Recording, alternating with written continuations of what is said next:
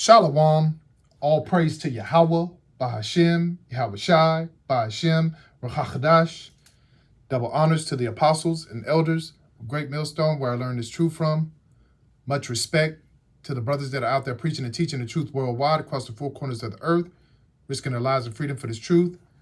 Peace and salutations to the hopeful elect, the house of David, and the Akim and Akwaf that might be listening to this lesson on today. This is your brother Abba Yabah, coming through with another quick lesson through the spirit and power of Yahweh Shem Yahweh Shai. And the title of my lesson is Words Can Hurt You. Now, word is defined as a single, distinct, meaningful element of speech or writing used with others or sometimes alone to form a sentence, and typically shown with a space or either side with written or printed. So when it comes to the title of the lesson, our words can be harmful to us.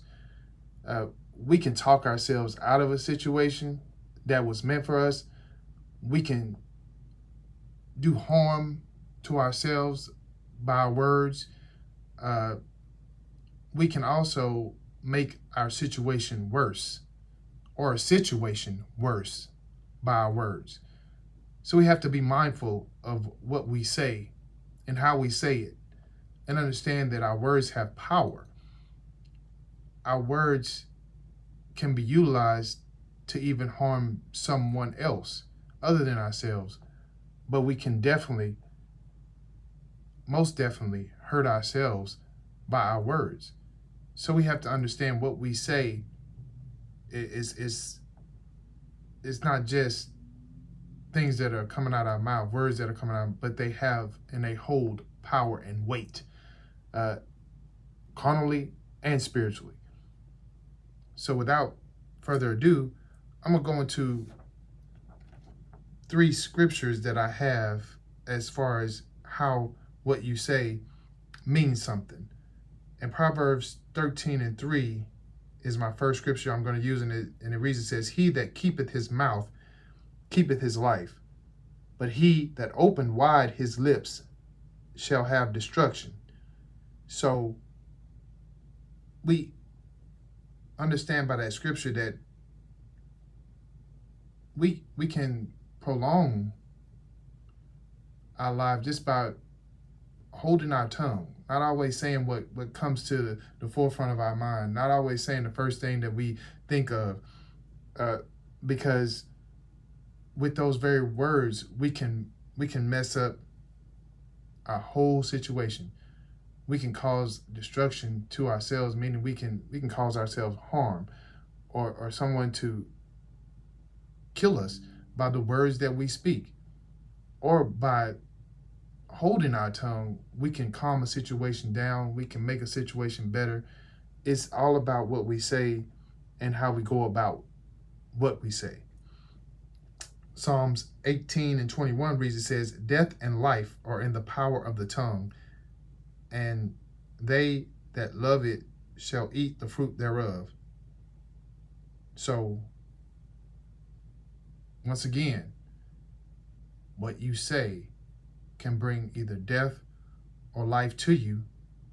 And those that like to talk a lot can bring forth things, to situations and experiences to themselves that probably would not have happened had they not overtalked or said the one particular thing that might have set someone off or made someone feel a certain way. Once again, we have to understand what we speak and how we say it. It holds weight. It might not mean anything to us, but it can mean something to someone else that can cause harm to us. So we have to be mindful of what we say and how we say it and how we go about saying it. Matthew 12:37 reads, it says, "For by thy words thou shalt be justified, and by thy words thou shalt be condemned." So your words can either get you out of a situation or put you in a situation. So therefore, you need to understand and be mindful of your words, what you speak, how you say it, and how you go about your daily business. Because a little kindness can go a long way, but a little anger can cause your death, can cause you so much harm that you won't be able to come back from it. And not only will it cause you harm, but it'll cause detriment to your growth. It'll cause detriment to your situation that you may be in. And that brings me to the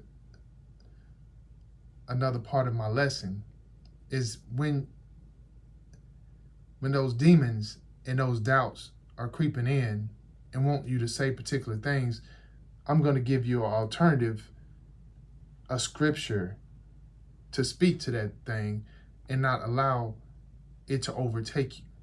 Now, I'm not saying that this is the only scripture. I'm just giving you examples of what we say, some of the common things that we might say in a scripture, to not let that be what you say, and know that Yahweh Shem Yahushua is backing us, those that truly believe and have faith and have trust in Yahweh Shem Yahushua, that will allow us to keep pushing forward no matter what those demons, no matter what those obstacles, no matter what things may be coming before you that may try to cause you to be stopped, blocked, or hindered in your process.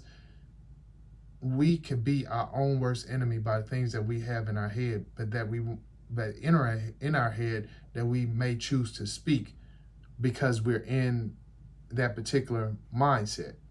So once again, these are examples of things that we may say and scriptures that will further along your situation to where you don't speak death into your life, but you speak life into your life. So without further ado, I'm going to do that right now. And these are examples, once again.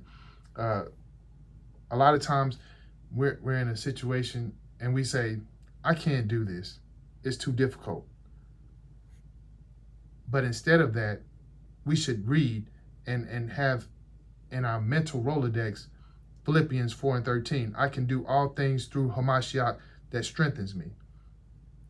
We also have situations to where we might be frightened, but we know through 2 Timothy 1:7, for Yahweh has not given us a spirit of fear, but of power and of love and of a sound mind. Just speaking those scriptures would be enough and should be enough to continue to allow you to gather yourself together and keep pushing forward. We can say, and we have said, my head is killing me, but we know that through Isaiah 53:5, but he was wounded for our transgressions. He was bruised for our iniquities. The chastisement for our peace was upon him, him being Yahushua, and by his stripes we are healed. So we shouldn't let no sickness, we should not let anything that is coming upon us cause us to be down or downtrodden. We should continue to push forward because we got strength in our scriptures that we read, that we should be delving in, and that we should be studying to show ourselves approved, that we should be guided by and led by daily. And not just because we're in a situation, but because that's going to give us the wisdom, knowledge, and understanding that we need in order for us to be utilized, to be vessels, to be servants unto Yahweh Shem Yahushua, for us to be able to go about our daily tasks and to learn from the things that we done before and to be strengthened in these times. Another example is, this is too much for me. The pressure is too much.